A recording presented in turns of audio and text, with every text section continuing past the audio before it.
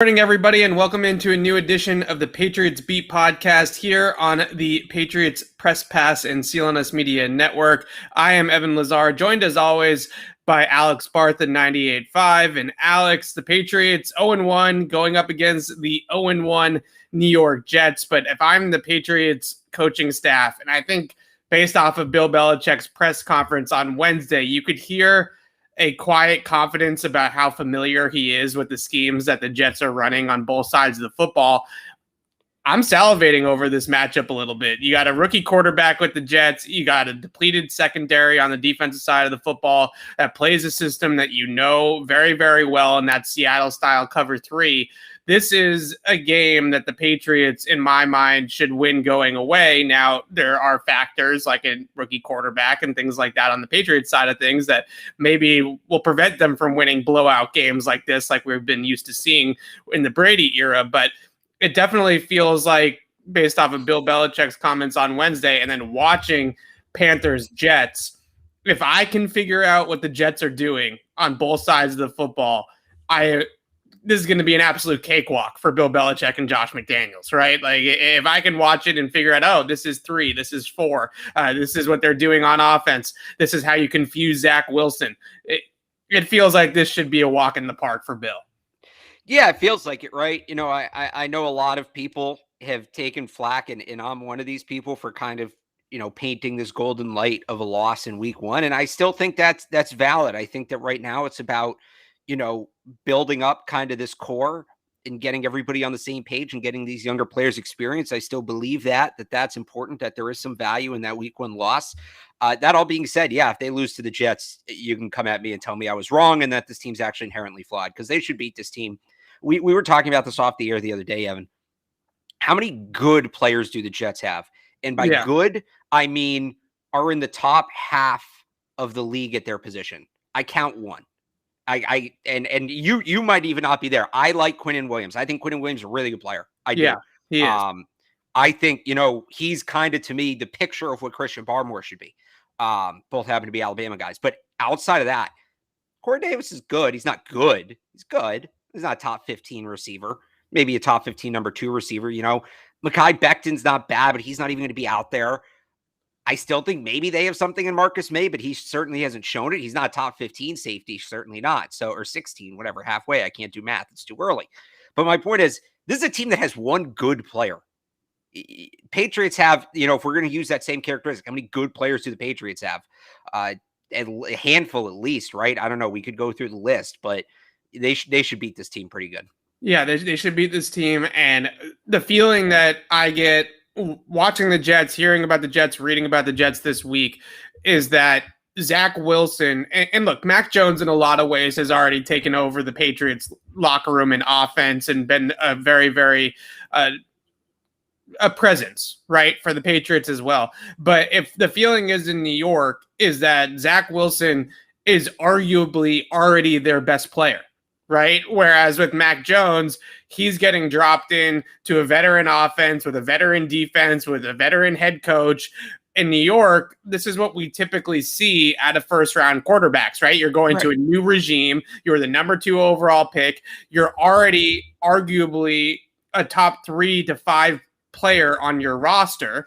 And it's a much more difficult situation that Zach Wilson is walking into than what Mac Jones has walked into here in New England. And you watch Zach Wilson on tape and you see the flashes, and Belichick talked about it at his press conference. And I want to get to the defensive side of the ball second, but the one thing I wanted to say about Wilson is Belichick mentioned the live arm. Right, this guy, he's got a cannon. Can make all the throws. Right. Shout out Andrew Callahan. Yeah, there's no doubt about it. Right, and he can make all the throws. He's great at throwing on the move or creating plays out of structure. That touchdown pass to Corey Davis last week against the Panthers, the play breaks down. There's nobody open initially. He rolls out to his right and finds Davis on a line on a 22-yard touchdown in the back of the end zone. Those are the types of plays that he can make. And if you let him run around all game long, especially get out of the pocket to his right, to his arm side, and then sling the football down the field from there, then he's somebody that can hurt you with the long ball, right? And we knew this when they drafted him.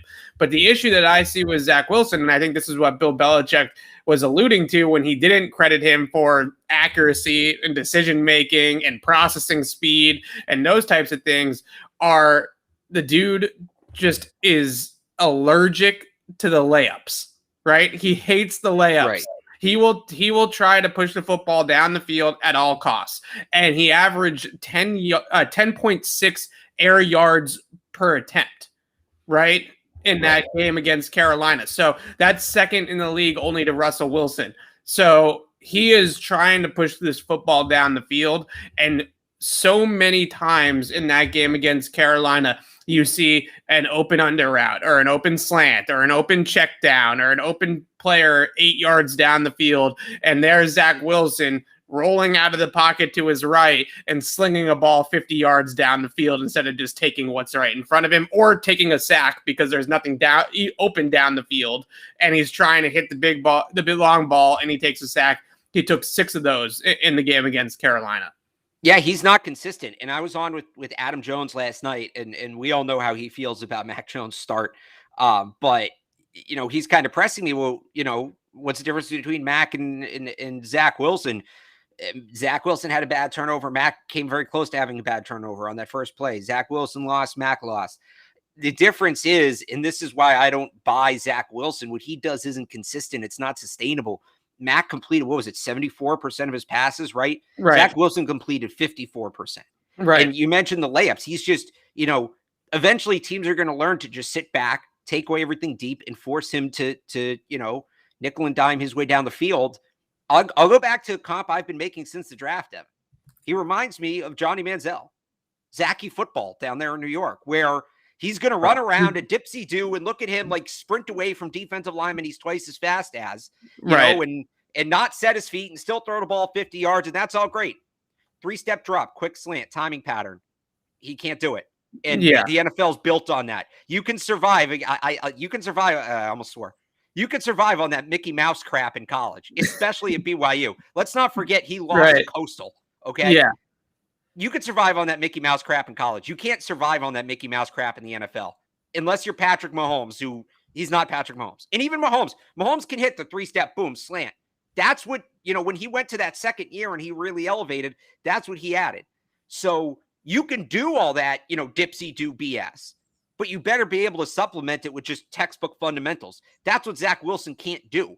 And I'm not saying he'll never learn how to do it, but right now it's so hard to pick him. It's so hard to say, yeah, I'm confident in this guy because he can't do the basics. He can run, but he can't walk. It's an interesting comparison that you bring up Patrick Mahomes, because a lot of people have brought up Mormon Mahomes, right, is what they were calling him. Yeah, he's more like Mormon Johnny Manziel, which is an interesting I think he's better than Johnny, but regardless, but he doesn't kind of look like Johnny. Don't you kind of see Johnny in his game? I see the headband, the kind of swagger being similar to somebody like Johnny Football. I think he's a better, regardless. That the Mormon Mahomes comparison came up.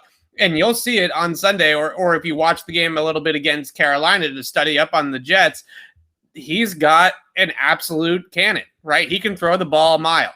That's what I think it was Adrian Phillips said that on Wednesday. He said this guy can throw the ball a mile, and there's no doubt about that. And Mahomes, early on in his career, like you said, and even at times I would say now, has trouble taking the check down. Right? He would much rather run around and scramble and buy himself time and try to see if Tyreek Hill opens up down the field instead of just dinking and dunking down the field. And he has gotten into trouble, especially in big games in the playoffs last year in the Super Bowl, of just not wanting to take the 5-yard pass. Right? And that's what the defense is going to give you sometimes. And if I'm Bill Belichick and the Patriots, that's how I'm scheming it up against Wilson this week. Is he's not going to throw the slant, right? He's not going to throw the 5-yard drag or the under route. He's going to try to push the football down the field. So let's play into that. And the one way that you definitely see on tape that Carolina played into it was pre-snap. They give him single high in a one-on-one matchup on the outside, and they basically bait him into throwing the deep ball, right? They say, oh, look, over here, you got one-on-one on the outside. This is what you want, Zach Wilson, right? Like, this is the matchup you want to attack. The ball is snapped. They put a corner over there. He has good coverage. Wilson doesn't want to come off of it, and he misses a wide open 5-yard slant to try to throw a 50-yard touchdown, right? And that's what we saw at BYU, and that's what we consistently see out of Zach Wilson and New York so far as well. And as you can probably tell for the people watching, Alex and I, not exactly big believers in the Zach Wilson hype, but definitely an athletic kid, definitely has a big arm. That's exactly what Bill Belichick said. A more gifted Baker Mayfield in the chat, maybe. I mean, he's more gifted than Baker. Are we sure about that? So I don't think he's as accurate as Baker. That's for sure, right? I think Baker can put it on a dime better than Zach. He's as accurate as anybody. I think he can put it on a dime like better than Zach Wilson, but I think he's maybe a little bit more athletic than Baker Mayfield is. Baker can move. But I think Wilson's a little bit more fleet of foot than somebody like Baker. But I would take the accuracy that Baker brings to the table over being a little bit more athletic. Right? Who did we have this conversation about? It was either at the end of last year during the draft that, everybody gets excited about these quarterbacks who can do all the intangibles. They can run around. They can throw non-looking. They can throw without setting their feet, blah, blah, blah. Right. And it's all exciting. And if you have a quarterback who can do all that, great. But if that guy can't hit a 5-yard in route with his feet set, it doesn't matter. And there seems to be this, excitement for these guys who can do all the untraditional stuff, who can't do the basics. And that just, if you can't do the basics, it doesn't matter. And I think Zach Wilson's the perfect example of that. We're all getting caught up in the exciting plays, but at a certain point, the basics are the basics for a reason. And that's why when I was ranking these quarterbacks in the draft, and I think you took a similar approach, Alex, when we were doing all the draft talk with the QBs, Mac Jones, Justin Fields, those guys ranked higher to me than Zach Wilson did. And I was at least in the minority compared to what the NFL was grading those guys at, because a lot of people in the NFL had it the way the Jets had it, right? Lawrence 1, Wilson 2. But when you watch those guys in terms of consistency, in terms of taking what was there from the defense, and so on and so forth, Wilson has just been this style of play since his 1 year of starting at BYU, full year, I should say. Just he wants to throw the deep ball. That's all he wants to do. And you see it all over tape in college, all over tape with the Jets, that the short stuff is open. Now, can he develop in that regard and learn? Sure. Obviously. Right. This is not a quarterback that has a weak arm and can't make a far hash throw, and there's concerns about him being able to push the ball down the field. So in theory, he can develop the mental side of it to get to those checkdowns faster, or trust that he's going to be able to get down the field that way, right? In theory. So he can develop just like any young player. But right now, the Patriots are playing this Zach Wilson, right? They're not playing the Zach Wilson 3 years from now that develops and learns how to take a check down. So it's going to be an interesting game, certainly. We're going to get to a little bit later on in the show exactly how the Patriots are going to confuse, attack Zach Wilson. But first, we got to shout out our friends at Legends Brand. Alex, when I say the name Willie McGinnis, what word comes to mind? Do you have to give a word or a moment? Because him telling the Steelers fans to change their reservations after the 2001 AFC Championship. I know I'm supposed to say Legends, but each week I'm just going to pull up a different Willie McGinnis moment. I think that's a better approach. Well, is defense, champion, legend, all of those things qualify for number 55, William McGinnis, right? And we can now add entrepreneur to the list because number 55 is one of several athletes who are investors and owners in the athletic apparel brand Legends. That's right, Willie, along with guys like Steve Nash, Baker Mayfield, who we were just talking about, Matt Barnes, Marcus Morris Sr., and even entertainment icon Quavo are just a few of the names building Legends into the hottest apparel brand in the market. Visit legends.com today to shop the latest trends in athletic apparel, from shorts, tees, hoodies, and more, and save 20% when you use our code PATS20. That's legends.com and promo code PATS20. That offer ends on October 10th. And Alex, I have worn the sweatshirt a couple of times now that Legends so nicely gave to us, and a couple of times to walk Atlas in the mornings. It's a very comfortable sweatshirt, and I appreciate that from Legends, and we do as well. I'm sure you've worn your stuff a few times. The sweatshirt, like I know I'm supposed to say it's all great and it's all great. The sweatshirt far and away is the best. It's so comfortable. Like that's it's. I'm a guy who appreciates a good sweatshirt. That is a good sweatshirt. Me as well. Legends.com, Pats20 is the code, 20% off. Go get yourself one of those sweatshirts because it's they're very, very comfortable. All right. Let's talk about the Patriots offense going up against this Jets defense here a little bit. I want to talk about the running back situation, offensive line situation too. But the first thing I want to do is talk some scheme. And Belichick said it on Wednesday.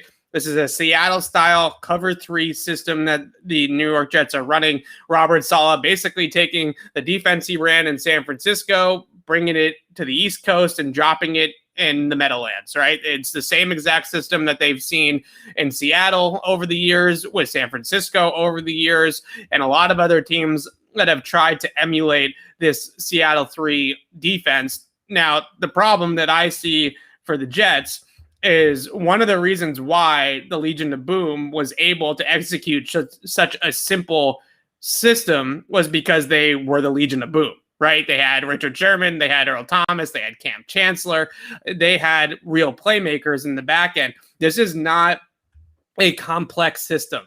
This is not a confusing Brian Flores type of defense. You pretty much know what you're going to get, and they really count on great execution and great continuity in the back end to be able to put all of the pieces together. This Jets team is not there yet, right? They have a lot of holes in this secondary before they are going to be able to run this system as cleanly as it needs to be run.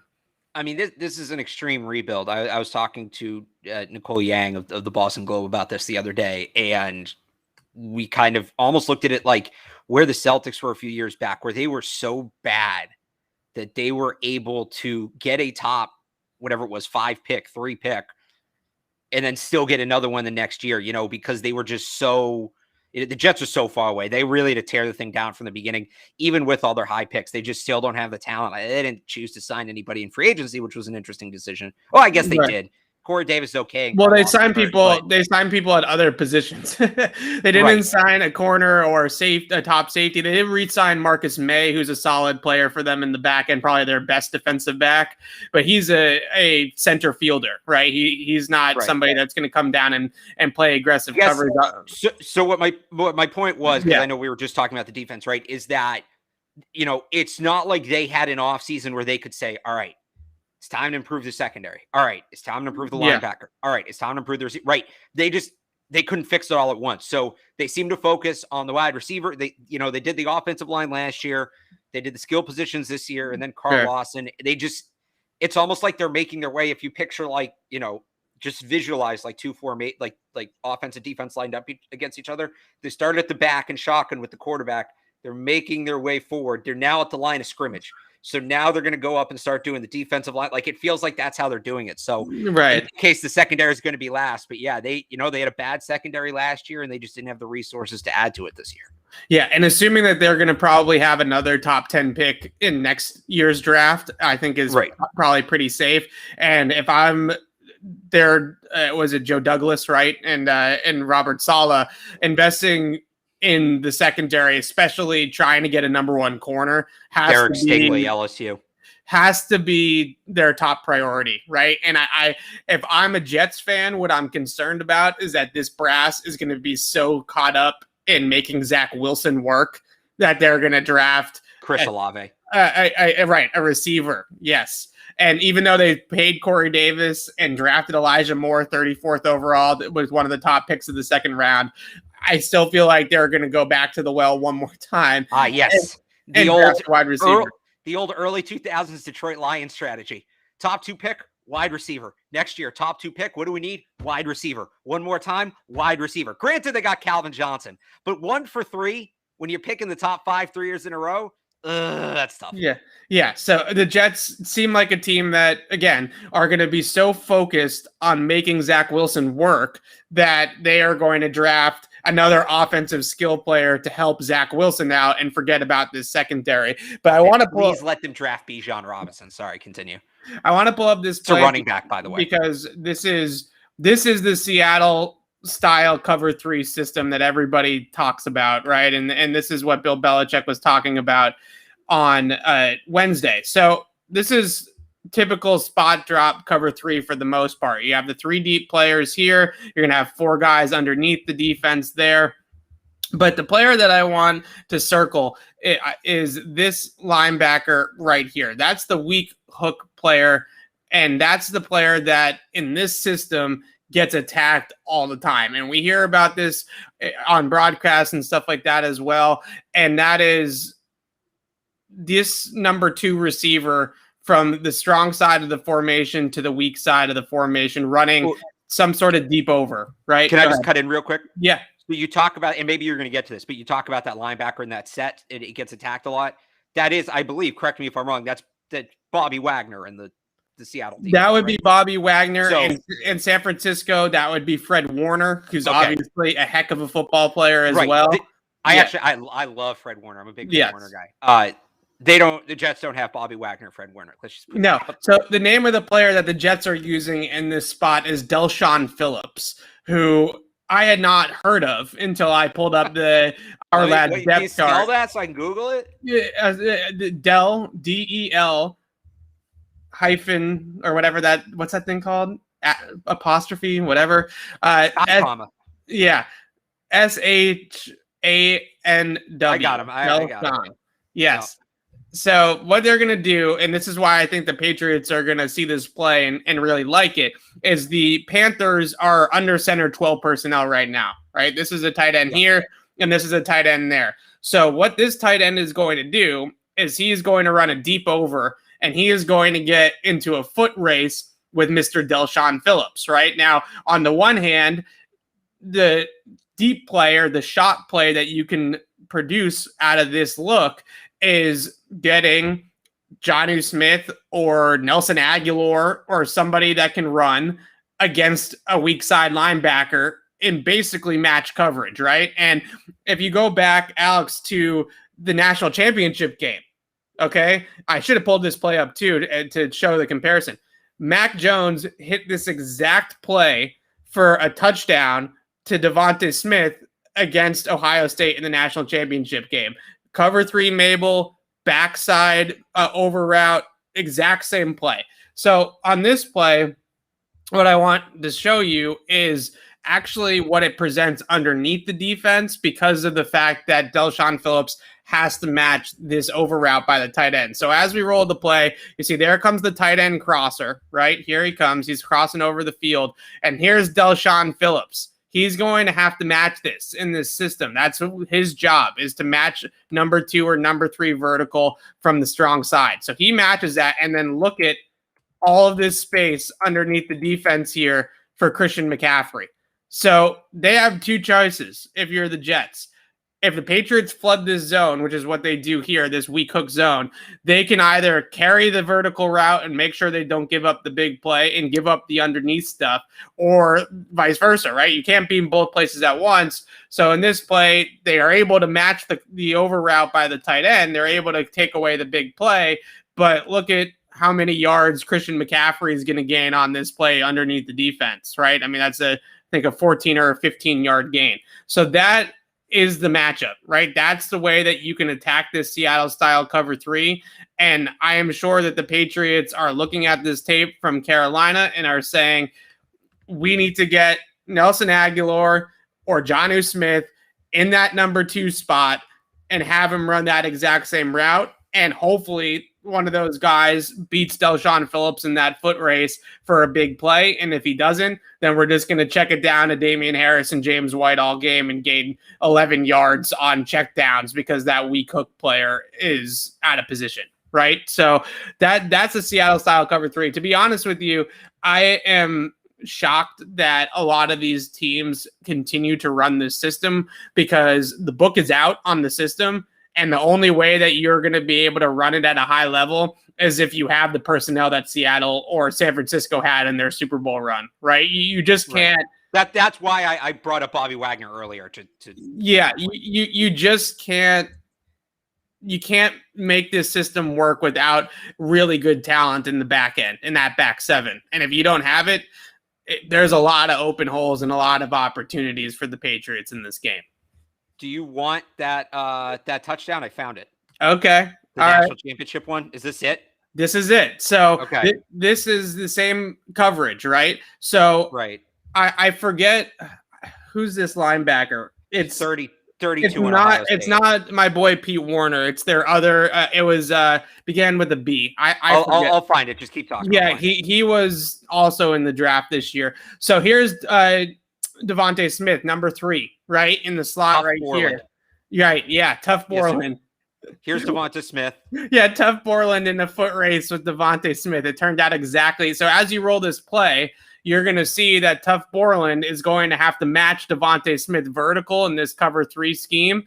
And there's just no way that he's going to be able to win this foot race. So there you go. He's got to match vertical right there. Yeah.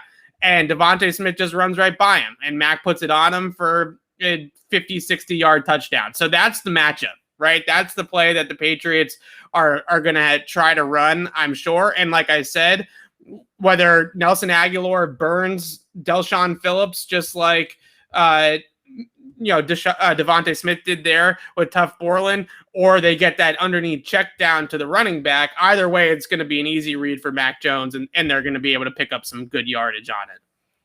Yeah, I think, yeah. I got nothing to add. He covered it. I'm just glad I could find that play in time. That worked out. Yeah, well. That was good. That was good teamwork right there. All right. What about the Patriots backfield, Alex? Because obviously Damian Harris is not going in the doghouse, right? They don't have a choice but to play Damian Harris. But I want to talk about Ramondre Stevenson versus JJ Taylor. And do we think that Ramondre Stevenson is going to get a long leash here? Or are the Patriots going to put him in the doghouse for fumbling and failing to get run over by Landon Roberts and all that kind of stuff? That those little things that we talked about, you and I, not to take a victory lap, we said Ramondre Stevenson might not be ready, right? Right. And here we are. So do we feel like Ramondre Stevenson gets a second stab at it this week? No, I think he's a healthy scratch. I think they go to JJ Taylor. And this is where, and I said it at the time, boy, it would help to have Sony Michel right now. And ultimately they got a good return for him, but they're just, I thought the running back depth was always a little overrated throughout camp, just because the way they use their running backs, right? Damian Harris was never going to be a bell cow. So yeah, I think you see Ramondre Stevenson as a healthy scratch. I think you see JJ Taylor in the game. And, as much as it is about the fumble itself, it's that, and you heard people say this, the Patriots coach their running backs that they're handing the ball to the ref to end the play. Like, as in you're making sure that the ref knows you didn't fumble. Stevenson, he thinks he's down, lets the ball go, gets up, walks away while the Dolphins are recovering it. That, as much as the fumble itself, doesn't help him. And then, the pass pro, he has to be better in pass pro. And he got, like you said, blown up by Landon Roberts. That's not really something you can simulate in practice. It was a real welcome to the NFL moment. He just didn't look ready. I'd be surprised if he plays again. I think he's the healthy scratch. I think JJ Taylor's out there. They also didn't look good returning kicks last week, which kind of factors into this too, because JJ Taylor can return kicks. So I think that this is a week that JJ Taylor is on the roster, is on the game day roster. A part of you feels like they almost have to give Ramondre Stevenson a second chance because they trade Sony Michel. Maybe not right away, but maybe this is the game, because if they get up big in the fourth quarter of this game, they can give him some confidence carries, right? Some carries at the end of this game, up 2 touchdowns, that maybe can grow his confidence a little bit, that he's not going to fumble when he touches the football. But they need Ramondre Stevenson or JJ Taylor. One of those guys needs to emerge out of this backfield and be a 2 to Damian Harris's 1, right? They need that guy to back up Harris. Harris cannot carry the ball 350 times this year. It's just not going to work, right? And you have that extra game this year, remember, too. So he's got 17 games now to get through this schedule, and Damian Harris carried the football 23 times, or is it 22? 23 or 22 times on it was 23 times against Miami, and you that I don't think that that's the way that this Patriots team wants to continue in that backfield. They want to spell him a little bit. So whether they let JJ Taylor get in there and see if he's more consistent or reliable than Ramondre Stevenson this week, or they keep Ramondre Stevenson up and maybe give him some carries later in the game, if hopefully the Patriots get up by a few scores, whatever the case may be, they need one of those two guys to develop into the backup that they need them to be behind Damian Harris, or we're going to see a whole lot of Brandon Bolden this season, right? I mean, that's where this is headed, and I don't know if we want that. Yeah, I mean, we saw him late in that game, and you don't want to see him a ton, but they need that. They need that second back, right? Like you said, Damian, and they've never, no early down back has played more than 50% of the snaps in a season since LeGarrette Blount. So it's just, this is the way they operate, and I don't see them. I really like Damian Harris. I do. And fumble aside, he's a great player. Yeah. I just, I'm not giving him the ball 65-70% of the time. For any running back in the league outside of Derrick Henry, that's probably it. I think that's ridiculous to give a single running back that many carries. You're just asking for that guy to have a 2 or 3 year career.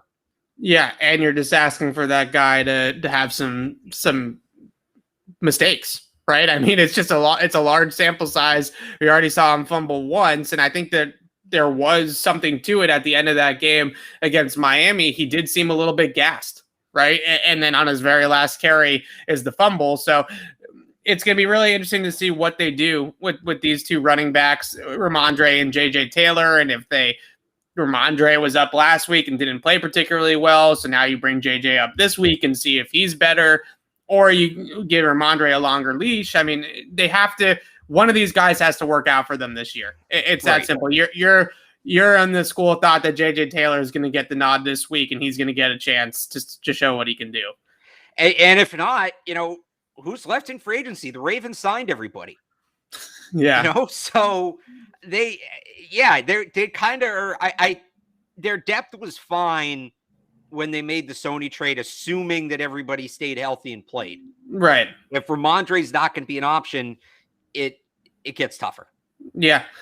I'm sure there are some running backs still in the free agency scrap heap. They're always one name running back that's kicking around that doesn't have a team yet that can be signed. So maybe they'll have to go that route. Moving over to the offensive line, and also I agree with you, Alex, that I do think that JJ Taylor is going to be active in this game. And Adrian Peterson still unsigned. I've always wanted to see Adrian Peterson here. I'm just a fan of his. It would be cool. He was really good last year still. Yeah. I'm surprised he's unsigned. Maybe unsigned just because he's Adrian Peterson, and that's bringing in actually a big time name. We're not saying that the Patriots need to go out and sign a running back right now, but just having fun with this. You know what running back Bill Belichick loves, who I believe is still a free agent? Oh, no. And I say that as in, I know he's not signed. I just don't know if he retired. Frank Gore. Frank Gore. Bill Belichick loves him some Frank Gore. I'd rather Adrian Peterson. I would too, but Bill Belichick. Adrian Peterson running behind this offensive line with the pulling guard on a power play. I mean, Adrian Peterson can still bring it from a power standpoint, right? He's not the athlete in space that he used to be, obviously, but from a downhill running standpoint, he can definitely, he's still a very good player in that regard. For what it's worth, if we're going to be ridiculous here, because again, we're being ridiculous. It's 1 week into the season. We don't know that they're going to need to do this. We're just having some fun. Right. They do only have 52 players on the roster right now. Yeah. So they do need, there is ones, and maybe they'll just sign Brian Hoyer and make him the backup concrete. But they never added anybody after IRing Malcolm Perry last week. So there we go. Anyway, a little bit of fun. Love it. Okay, offensive line. We were out at practice yesterday and saw Yasir Durant repping at right tackle with the starting offensive line. We've talked about continuity and things like that in the past, I think, where the Patriots would rather just plug in one guy into a spot than displace the rest of the offensive line, right? So instead of moving Onwenu outside to right tackle and sliding Ted Karras into the starting lineup at left guard, you keep the other four guys in their natural spots and you just insert one Yasir Durant in at right tackle. I can understand it, especially when you figure Trent Brown's injury is not long-term, right? He's probably going to miss this game on Sunday, but it doesn't sound like something that's going to hold him out for 2 months or season ending or anything like that. So if this was a season-ending injury to Trent Brown, I think we would see Michael Onwenu moving outside. But because Michael Onwenu's home is going to be at left guard in the long term this season and probably the long term of his career, getting those reps next to Isaiah Wynn and David Andrews are more important in the long term and for the outlook of the entire season than just having the best 5 guys on the field against the Jets on Sunday. Yeah, why is Durant the guy? And you probably looked closer than me how he played at the end of the game against Miami when he came in. Yeah. But I mean, Yadni Kajus? Like, I guess he's on the injury report, but yeah, he's hurt. Is Durant just a process of elimination here? Well, Justin Herron did not play well. He didn't. Really did not play well. Holding called, 2 hurries allowed in pass protection in 15 to 20 snaps, right? For an offensive lineman, you give up 3 negative plays and 15 snaps of work. That's not very good, right? I mean, that's not good. So when he came into the game, Yasir Durant did not give up a pressure in pass protection. So he was pretty solid in pass pro. The issue, of course, with Trent Brown going out is nobody is going to replace Trent Brown's run blocking ability, right? There's not a whole lot of guys on the planet Earth that are 360 pounds and move as well as Trent Brown does and can run block it. Michael Onwenu. Michael Onwenu, yeah. He's not 6'8", but sure. Oh, yeah. Well, he's 350 and he can move.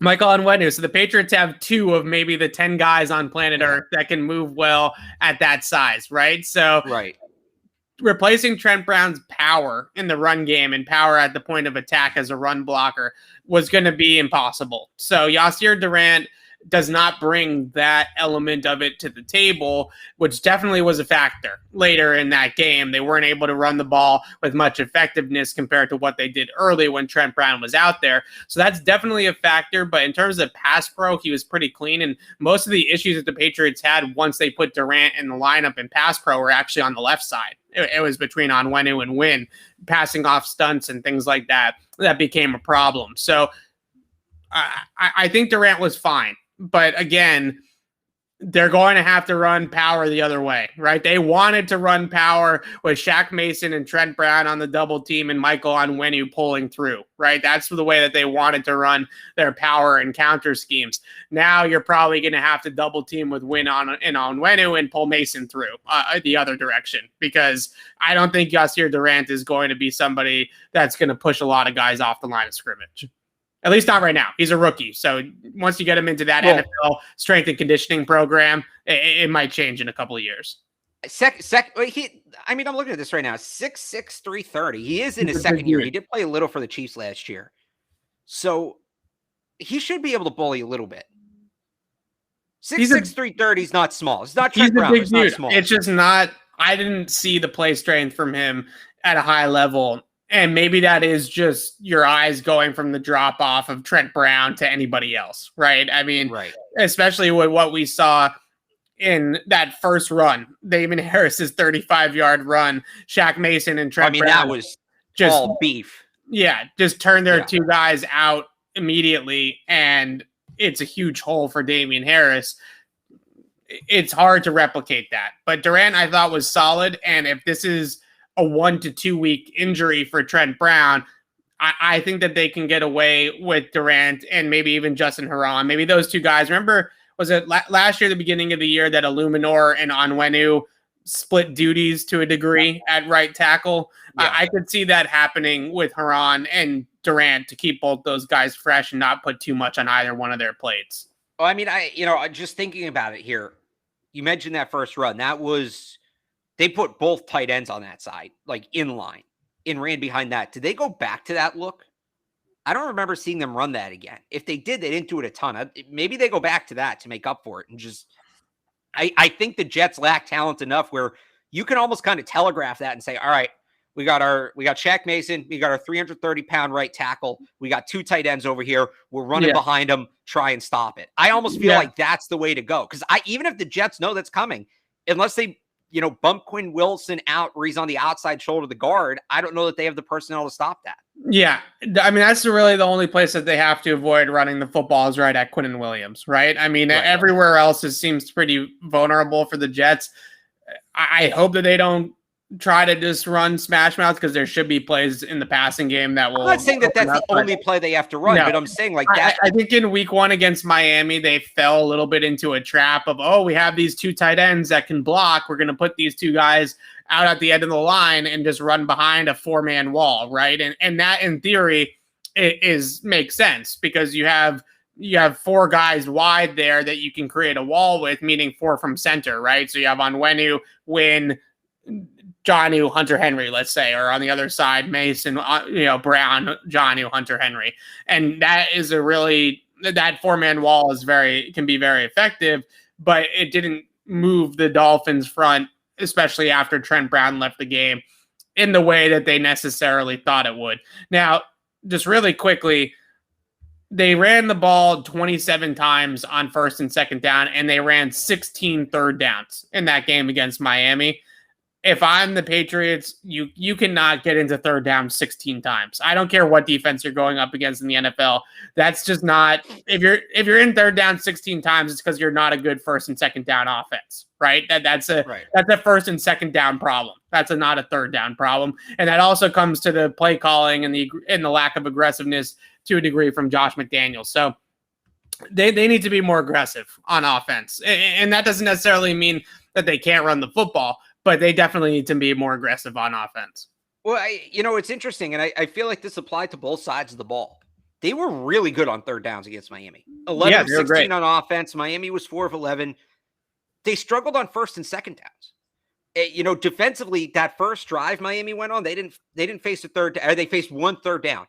Yeah, it was mostly first and second downs, and then offensively, like you just mentioned, they're getting into the so many third down situations. So I almost feel like maybe what you're saying is a bit strong. If they know that they can pick up first downs regularly, but it's going to take 3 plays to do it. If you're moving the chains, you're moving the chains. It doesn't really matter how you're doing it. So I know you're rolling your eyes at that. Because the league average for third downs is always right around 45-50%. So you're not going to go 11 for 16 every single week. What if they know they can? What if they're really confident in their 3 to 4 yard passing plays? What if they're just super confident? And maybe they are. And if they can go 11 for 16 every single week, then it's fine. But look at the end of that game against Miami. They get the 3rd and 4 down in the red area, and they roll the pocket out, and the ball falls incomplete. It goes off Jacoby Myers' hands. The throw was a little bit in front of him, maybe from Mac Jones, and he can't go down and catch the football. And here Nick Folk is trotting on the field to attempt a field goal. The problem is that when you get down in the red area and you get yourself into third down and you're in a condensed area and you have to go to the air there, those are what Mike Lombardi calls 4-point plays, right? Because if you don't convert on third down there, you're kicking the field goal. If you do, then you're probably getting into the end zone. So those are 4-point plays. And if they don't convert those 4-point plays down in the red area, that's how you score 16 points. I do think that they need to ramp it up a little bit. I'm not saying what they did last week was okay, but I'm thinking about how they want to approach this. The other thing Bill Belichick wants to do is keep that defense on the field as much as possible, wear them out. We talked about Damian Harris's fatigue, so this didn't totally work out for them last week. But the play total, the Patriots ran 70, Miami only ran 52.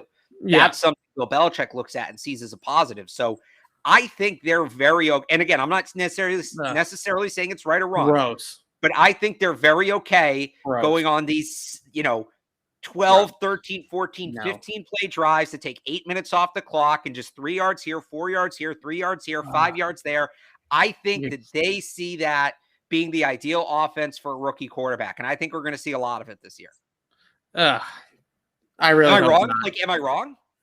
I don't think you're wrong because I think that's their philosophy on it, right? That's what I'm telling you. I think that Josh McDaniels and Bill Belichick inherently believe that there is a major difference between 3rd and 7 and 3rd and 4, right? So even if they run the football on 2nd and 7 and gain 3 yards, they think that that's a positive, right? They say, I'll tell you why they think it's a positive, and it's going to drive you insane. Yes, it is. But here's why. Do you know what what I'm going to say?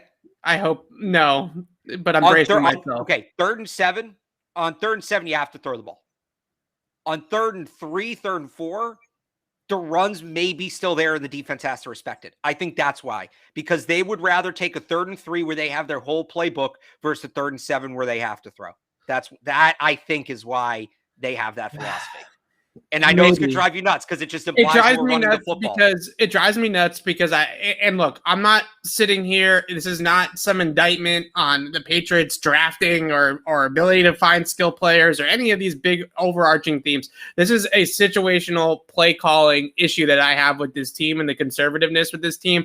If you look at the top 5 offenses in the NFL last year, right? Tampa Bay, Buffalo, right? Those were 1-2 last year in terms of total offense and yards and things like that. Both of those teams threw the ball more than any other team in the NFL, and especially threw the ball on 1st and 2nd down. They attacked. They are attack-minded systems, and the Patriots, with their conservative play calling last week, basically played to win that game 19-17, right? They that's were what they're going to do. That's what they're doing. That is a terrible strategy, especially in 2021. Close football games. Good luck beating Buffalo 19-17. Good luck, because I don't think you're going to be able to do it. I don't, and I don't think you're going to be able to beat KC like that. And if you get into a playoff game against them, I don't think you're going to be able to win a whole lot of playoff games. Period, against good quarterback play in today's NFL, 19-17. So my issue with it is that by running the football, and look, they ran the ball 27 times on 1st and 2nd down against Miami, and they only had a 33% success rate. So if they get that number up, right, that 33% turns into success in what? Success rate is basically, do you gain positive yardage on the play, right? In terms of 1st and 10, a success rate of 100, like being successful on that play would be gaining half of the yard to gain to get to the sticks, right? A 3rd down success rate would be 100% successful if you convert on 3rd down, because you have to get the total yardage, right? So it's how many times did they pick up half the total yardage they needed? Correct. Or the full on 3rd and 4th down, right? So they were on 1st and 2nd down. They picked up half of the total yardage that they needed just 33% of the time. So if that number increases, then this is a little bit of a better situation. But here's what I would But here's what I would come back with if I'm looking at it from their point of view. How many times did they get at least a third of the yardage they needed? Because that's what you have 3 downs. I am telling you, I bet that's how this they is look at not it. 1970, Alex. I'm not. I know, but I'm telling you, this is how they look at it. They see it this goes back to my theory that if you average 3.4 yards per carry on the ground, and this is in theory, this doesn't work in practice, but in theory, if you average 3.4 yards per carry on the ground, you never need to throw the ball and you'll score on every single drive. Because 3.4 plus 3.4 plus 3.4 is more than 10. You'll constantly pick up first downs and keep going. Again, that only works in theory. It doesn't work in practice. But to me, but my issue, I'm going to come down to this sequence of plays for the rest of time to make my point here. 11 minutes to go in the 4th quarter against Miami. 1st and 10 from the Miami 21-yard line. 3-yard run to Damian Harris. Yes, it's all 2nd and 7. Let me finish. 2nd and 7 from the Miami 18-yard line. 2nd and 7. Optimal attack the end zone down and distance. 3-yard run, toss play to Damian Harris. Now we're in 3rd and 4. And then what do they do on 3rd and 4? They roll the damn pocket out and they throw the ball in the flat on a 1-read pass to Jacoby Myers. They did not let it's 17-13 in the game. You have 11 minutes to go in the 4th quarter. Mac is rolling. He's completed 8 of his last 9 passes to get you down there. And then they turn around and hand the ball off to Damian Harris twice, get themselves into the 3rd down, and the execution on 3rd down is a little off, and now we're kicking a field goal. We talked about this on the recap show. What was one of the things that Mac Jones was fantastic at Alabama? Throwing the football into the end zone from the high red area, right? That from the 15 to the 25, throwing dimes down the field was Mac Jones's bread and butter at Alabama. They did it. Alabama avoided the red zone because they're smart, right? They said, we're not going to get in here. We're just going to have Mac drop a dime to Devonta Smith from 25 yards out. I get the Patriots don't have Devonta Smith or don't have that talent gap that Alabama did, but they still have playmakers that can create down the field. They still have Jonnu. They still have Henry. They still have Nelson Aguilar, who played well in week 1. Take a shot to the end zone. Take one shot. I'm not asking you to go first down, 7-step drop, throw the ball to the end zone. Second down, 7-step drop, throw the ball. No, just one of those 2 downs needs to be a ball into the end zone. When you're down in the game in the fourth quarter, you have to attack. And they did not. And they tried to win the game 19-17. And they almost did. But the reason why they didn't, to me, was bigger than the Damian Harris fumble. It was because of the conservative play calling in the red area. And they did it on both of those final drives in the fourth quarter. End of rant. Yeah, no, and again, I agree with you, and which is why when people have pointed to the red zone struggles and say, how can you say Mac Jones had a good game? They didn't do anything in the red zone. They didn't give him a chance. They didn't really give him a chance to, and it was the play calling. But again, I'm just telling you how I think they see it. I think somebody said in the chat, let me see if I can find it here. Do not, if you bring up pace of game, I'm leaving. So do not bring up pace of game. No, here it is. If we're going to be so conservative, it doesn't matter who TF is at QB. Yes. They are trying to rookie quarterback proof the offense. I think that's the exact point. Well, I don't think that Bill Belichick. I'm not saying I agree with it. By the way. That's what they're doing. I don't think Bill Belichick is saving things for week 4. The Patriots need to win football games right now. Yeah. And I guarantee you that Bill Belichick is sick and tired of losing, because Alex and I are also sick and tired of going to these games over the last 2 years and watching them lose. And I'm sure you guys are all sick of watching them lose a lot of games over the last 2 years as well. So the Patriots need to be more aggressive, and a 16 third downs isn't going to get it done. And that Kansas City AFC Championship game in 2018, everybody is always so crazy about how good the Patriots were on third down in that game, right? Brady was 75% or something crazy like that on third down. But one of the problems that nobody wanted to talk about was the fact that they were in third down 20 times in that game, right? Because of how they were playing on first and second. So you had that overtime drive, the 3 third downs is absolutely crazy, right? I mean, all 3 of those plays are just goats to goats, right? Just insane plays, but they sucked on first and second down that entire drive. And that's why they were getting into those third downs. But they were throwing the ball. So it just shows you. But okay, so you'd rather them just throw and be incomplete, and now you're looking at 2nd and 10 and 3rd and 10. They're trying to move the ball. It's 2nd and 10. Josh McDaniels going to run a draw anyways. So just like, what's that going to gain, right? So all I'm saying to you is when you get into favorable down and distances, I'm not sitting here saying that when you're 2nd and 10 that you should always throw the, well, 2nd and 10, you should always throw the football. But besides the point, when you're in favorable down and distances, right, you need to start attacking down the field and take some chances to get the ball in the end zone, because otherwise you're going to kick a whole bunch of field goals, which is what they ended up doing against Miami. Just 2nd and 7 from the 18-yard line should be an attack play, right? That should be an attack play. They had one earlier in the game that was a little bit further out. I think it was about the 40-yard line. It was 2nd and 2. Right? 2nd and 2 from the 40-yard line is a shot play to every offensive coordinator on planet Earth, right? That is a perfect shot play, because 3rd and 2 is very easily convertible, right? So if you're getting into 2nd and 2, the Patriots are content with gaining 3 yards on 2nd and 2 and keeping the chains moving, right? But what they give up on that is a chance to take the football down the field. And that's what you need to do to score points. Points and drives end in the end zone when you create explosive plays. There are very few offenses, and this is what happened in the end of the fourth quarter against Miami. There are very few offenses that have the down-to-down consistency and execution to be able to go 16 plays and score, right? You're always going to hit into a landmine at some point. The third down play to Jacoby Myers was the landmine on that second-to-last drive. The fumble by Damian Harris was the landmine on the last drive. So at some point in time, you're going to run into an issue if you're trying to win games by driving the football on drives of 10 to 15 plays. That's why the great offenses in the league are the ones that hit the big plays, right? Buffalo, Kansas City, Tampa Bay. That's why those offenses create big plays. But two of those three teams have elite quarterbacks. We don't know that the Patriots have that. I think we know that he's better than what they gave him credit for at the end of that game. That's fair. That's fair. So that kind of goes to my point. You don't know until you know, and you got to find out at some point. I don't think they were super eager to do it in his first game, and I don't necessarily disagree with that, especially against that defense and that secondary. But you got to find out, and this is the perfect chance to find out because the Jets blow.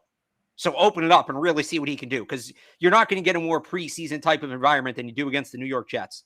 So open up the playbook a little bit and see if Matt can hit some of those explosive plays this week, I think. But yeah, I've been telling you this about Josh McDaniels for years, and you never wanted to listen to me. Yeah, because I get caught up, and I'll admit this conversation, this rant has gone on a lot longer than I expected, but this is a lot better. It's a lot better than breaking down individual matchups against the Jets bums. Yeah. So because you're right, because this is a big picture issue, right? Or a big picture theme, right? So the reason why I've always been pro Josh McDaniels is what our friend Tim Jenkins said to us a few weeks ago, which was when you watch the Patriots offense, the scheme and the goal of the plays all pretty much make sense, right? It all schematically is very sound and fits together. So you sit there and you say, okay, this is not Kyle Shanahan who's just calling plays to get one on the offense, like Tim said. And this is not one of those offensive coordinators or those systems that makes zero sense. Like where are these guys going and why, right? You can explain the why watching Josh McDaniels' offense. That's why I like him. But I think this conservative issue is not just a Josh McDaniels issue. I think that this is a Bill Belichick thing too. I think Bill and Josh both are in lockstep and agree that they want to win these games 19-17. I think that that's how they truly feel like they should try to play these games. So I think that this year, that wasn't necessarily true in the past when McDaniels was still being conservative. I think it's a lot of these guys. It's LaFleur, it's Shanahan, it's McDaniels, all of these, offensive, supposedly big brain coaches who can design great plays. I love Josh McDaniels' play design ability. He designed some great plays. It's his ability to recognize when to use the proper situation to use them. That is the issue. And it's the same with LaFleur, and it's the same with Shanahan, and it's the same with Stefanski. These coaches that we all hail as the next generation, even to an extent, Sean McVay, they can design these awesome plays, but then they use them in the worst possible situation. They cost their team games. That's just what they do. That's what they do. It's been happening for years. Defensive coaches have a much better understanding of game flow, of situational football. It's why I think, and we're getting a much bigger topic here, but you're always telling me nobody wants defensive head coaches. Yeah. If your coach doesn't know how to manage the game, he can design all the great plays he wants. If he's throwing Hail Marys on 3rd and 3, well, the issue why nobody wants the clock, it doesn't matter. The reason why everybody is flocking to these offensive-minded coaches are two things. One, it's really hard to get a good play caller because a lot of the good play callers are head coaches, right? So if you have you're looking for an offensive play caller, it's hard to get one of those guys when everybody that's a decent offensive play caller is a head coach. Well, guess what? None of them are good head coaches. You can get him back in 2 years when he gets fired. The other reason is that there's nothing more important to most teams than the quarterback, right? So that is true. And they want these guys to develop quarterbacks. Right. You want the guys that can develop the quarterbacks. And the issue is, again, that the really good ones at developing quarterbacks are head coaches. They're not offensive coordinators for the most part, except maybe Brian Daboll in Buffalo is like the one example that still exists right now. And he's not going to be an offensive coordinator for much longer either. Bieniemy is good too. Yeah, it's another good one. Yeah. But Bieniemy is sort of like what we talk about with defensive play callers in New England. How much of that is Andy Reid and how much of that is Bieniemy is still remains to be seen. But Brian Daboll is probably the last good one besides Bieniemy as well. You can throw him in there too. And I would assume that both of those guys are going to be head coaches within a year or two. So that's the issue, is that all of the Shanahans and McVays and LaFleurs and all of these guys are now the head coach of their teams. Even look at Nick Sirianni in Philadelphia. he calls some plays under Frank Reich for a year and a half, and he's a head coach now. I mean, that's the problem. Haven't won anything. Yeah. They keep getting beat by the Belichicks and the Andy Reids of the world. The guys who, look, Andy Reid's an offensive coach, but he's been around long enough. Look how long it took Andy Reid to learn how to manage a game. Yeah. Are you going to, if you're the 49ers with Kyle Shanahan, are you going to wait 25 years with him until he finally figures out that you run the ball when you're up in the fourth quarter? Or are you going to let him keep costing you Super Bowls? Like, how do we even get to this? Anyway. This is a good discussion, though, because the Jets, we talked about the Jets for a good 40 minutes. The Patriots should beat this game to beat the Jets, right? And this is bigger than the Jets. The issue with McDaniels and their play calling and their philosophy that winning games 19-17 is the way to go is definitely something that you get concerned about, because I don't know. I think that to me is a big picture philosophy that the Patriots have kind of had since even when Brady was still here, right? I think 2019 was that philosophy, right? Was that we can win all these games, 20-17. And Tom will manage the game and get us into the right place late and get us over the hump in the fourth quarter, and we'll win 11 games 19-17. Because I'll tell you why. And I wrote about this March 2020 after Brady left. I wrote about this, that before Brady became a thing, when Bill was building the team, when he first got here, you go back and you look at who he added in those first 3 off seasons before Tom Brady established himself as Tom Brady. All of his high draft picks, offensive and defensive linemen. He goes out, he signs linebackers. He signs Mike Vrabel. He signs Roman Pfeiffer. He signs Brian Cox, right? Big safeties, Otis Smith. Okay. He goes out, he gets Antoine Smith. He was building that team before Brady showed up to be a run the ball, smash mouth, kill the clock, force turnovers, win on defense team. That's what he was building. Brady showed up and was the cherry on top. That's why the 04 team was so good. They were built to have everything but a passing attack, and then they got the greatest quarterback of all time. When Bill kind of realizes Brady's on the way out, what does he start doing? He drafts Sony Michel, who is an Antoine Smith type. He drafts Isaiah Wynn. Okay. He goes out, he gets Trent Brown back. Some of the picks they made on defense, heavily invest in the defensive front. He's picking up where he left off. And he's that's building the team he wanted to build. And that's all well and good, left. Alex, but this is not 2001 anymore. But you have teams winning like that in the NFL right now. You have the Titans. You had the Titans, the Ravens, the Niners. The Titans are winning with play action passing. The Titans are winning with pushing the ball down the field off play action. You have teams winning with smash mouth ground games, strong defense, and net neutral quarterbacks. The Ravens are kind of their own thing. I shouldn't throw them in there. Even the Bills, before Josh Allen popped off, the Bills might be the perfect comparison. Other than the Titans, who's really winning? And the Titans, are we sure they've actually won anything other than like winning some playoff? They got to the AFC championship. They got to the AFC championship. So they got their participation trophies. Who else has won that way? Who was the other teams? Niners got to Super Bowl. The Niners should have won that Super Bowl if not for what we talked about before with Shanahan. Right, but I think the one thing that I'm going to continue to point out about all this is, yes, in theory, those teams situationally made those runs with running game and defense, right? Like the NFC Championship game against Green Bay for the Niners that Jimmy year. Garoppolo threw the ball 8 times. That's right. The fewest but a quarterback has thrown the ball in a conference championship in the modern era. But that was one game, right? That was one situational game. And they got there. But what happened when they got to the Super Bowl? When they were winning, and then Kyle Shanahan decides to throw the ball down the field up 2 scores in the fourth quarter. What happens when they got to the Super Bowl? The team that executed their drop back passing game better won the Super Bowl. Point blank. If the Niners hadn't tried to drop back passing game and just ran the ball in the fourth quarter, they would have won. I know people say, all right, Jimmy got there and then he couldn't make the throws. There was no reason to have him throw the ball. Kyle Shanahan forgot what his team was. I hear you, but I look at last year's Final Four and last year's Super Bowl as what on the whole is going to win out more than anything else. Right? Okay. That's Tampa Bay, Kansas City, Green Bay, Buffalo were your Final Four last year. What do all of those 4 teams have in common?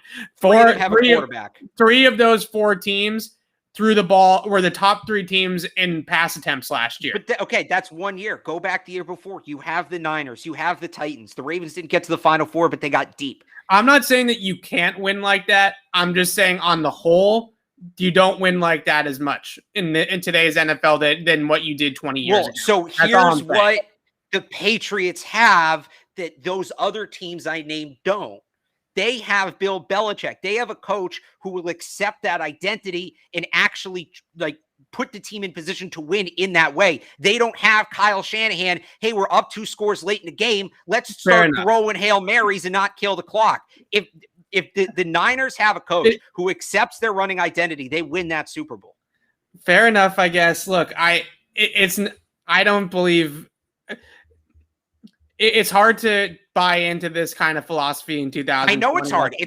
I know it is. I know so much information that tells me that this is all wrong. Right? I have so much information now that I've studied and researched that tells me that all this is wrong. So it just, I don't know. It's an archaic philosophy in terms of what the NFL is at nowadays. For sure. Hang on.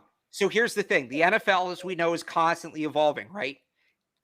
Yes, from I would say up until 2018, 2019, 2020, we were in that Patrick Mahomes, Aaron Rodgers, throw the ball 50 times a game. You have to have an elite quarterback to win era.